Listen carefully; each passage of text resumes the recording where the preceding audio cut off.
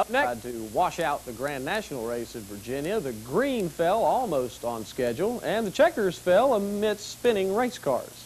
It wasn't exactly Chamber of Commerce weather, but that didn't matter to pole sitter Ricky Craven in the DuPont Chevrolet, who led early. And it was Tracy Leslie's turn in number 72 to pace the field in search of that elusive first win.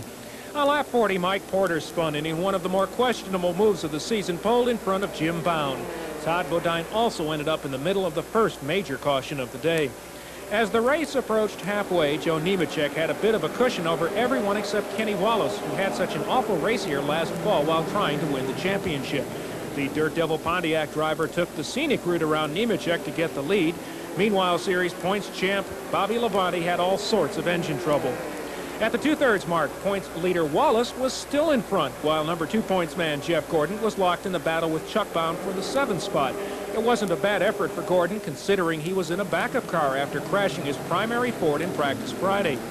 It looked like a green flag affair to the checkers, but fourth place Leslie spun to trigger a yellow with 30 laps to go. Coming off 4, Gordon got a nudge from Robert Presley and ended up going a lap down on the same caution. The field couldn't even stay green one lap because of Tommy Ellis, who had some help in going around. Somehow nobody hit him. Then it looked like the 200-lapper would never end with yet another incident. 2 laps back under green, it was Ellis and Presley's turn to tango.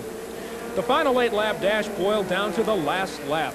Wallace in front, Nemechek and Chuck Bound all over him. Wallace won it. Enjoy the finish for second. What a show. I'll tell you what, I've won 2 races before this, and they ended on greens. The radial tires are great. They run all day long, but boy, on restarts, they're hard. They're hard to get a hold of. And I knew that I just couldn't overdrive. I had to lay off early and let them guys fight it. When I seen Chuck getting on the side of the 87 car, you know, that was it. But it was wild. I just let her hang out. For the record, Robert Presley still finished 4th and Butch Miller 5th. This is Mark Allen reporting for On Pit Road.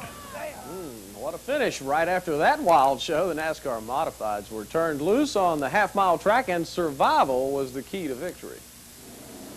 One thing about modified racing at Martinsville, fans see wrecks and drivers see red. There were a host of multi-car incidents with number 3 Doug Hevron in the middle of several of them. The biggest incident came before halfway with 5 cars in the middle of a mess. One of them is number 2 Jamie Tomeno, the 1990 Tour champ. Past halfway, Tom Baldwin in number 7 was ahead of the pack, but by the slimmest of margins over 8 Jeff Fuller. But Fuller's day came to a very sudden and spectacular end, with an injured but still driving Mike Stefanik sliding along behind. The carnage continued for Tom Bowles and Mike McLaughlin, who was making a comeback bid in the series. The worst lick all day, though, came when Reggie Ruggiero tried to knock down the turn 4 wall. That brought out the red flag. The final 5-lap shootout was won by a comfortable margin by Donald Satch Worley. You know, we lost the power steering on the 50th lap of the race, and it just, you know, these cars, you don't drive them without power steering too good, but the car was hooked up so good after, you know, the whole race. Without the power steering, it was still good, you know, so I just had to bide my time and not wear myself out, but the car was there all day. Wayne Anderson was second, with Rick Fuller third, Hevron fourth, and Tom Baldwin fifth. Great win for Satch Worley.